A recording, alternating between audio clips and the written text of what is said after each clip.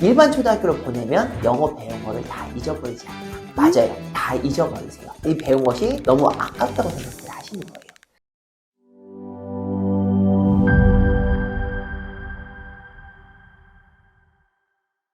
안녕하세요. 어라운드 아카데미 원장 제이스입니다. 저희는 분당 정자동에서 국제학교 유학 관련해서 컨설팅 뿐만 아니라 공부도 같이 도와드리는 유학원 겸 어학원입니다. 제가 오늘은 영어 유치원 졸업하신 후에 진로 방향에 대해서 좀 말씀을 드리고자 하는데요. 영어 유치원에 대해서는 장단점이 분명히 있는 것도 맞으세요. 영어를 빠르게 습득할 수 있고 발음이 좋을 수도 있고, 그렇지만 또 영어에 대한 거부 반응이 생길 수도 있고, 고민들 많이 하시는 게 영어 유치원을 졸업한 이후에요. 국제학교를 보내야 할지, 아니면 일반 사립학교나 그냥 보통 초등학교를 보내야 할지, 아니면 유학을 보내야 될지 상당히 고민들이 하시거든요. 영어 유치원 졸업하면은 일단은 영어를 배워요. 그리고 원어민 선생님 말씀하는 거지 이해하고 이제 분명히 할 수 있는데, 이거를 가지고 흔히 하시는 걱정들이 일반 초등학교를 보내면 영어 배운 거를 다 잊어버리지 않냐. 맞아요. 다 잊어버리세요. 이 배운 것이 너무 아깝다고 생각을 하시는 거예요. 그러면은 국제학교를 보내서 영어 공부를 4학년까지 하시고 일반 학교로 이제 옮기시려고 생각하시는 분들도 많으시거든요. 그러면 일반 학교에 갔을 때 잘 따라갈 수 있을까요? 저는 아니라고 보거든요.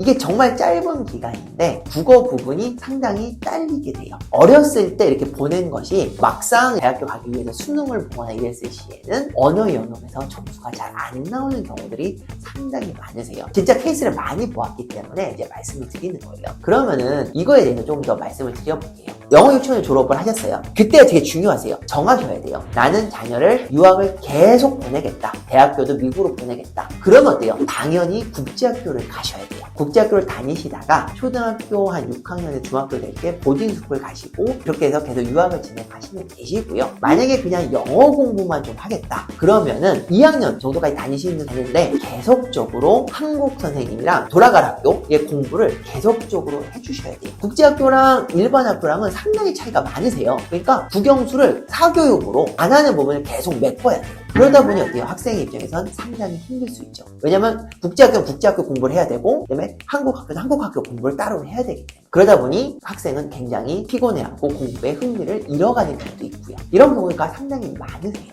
학생을 딱 봤을 때요, 왠지 이 학생은 유학이 잘 어울릴 것 같다는 학생이 있어요.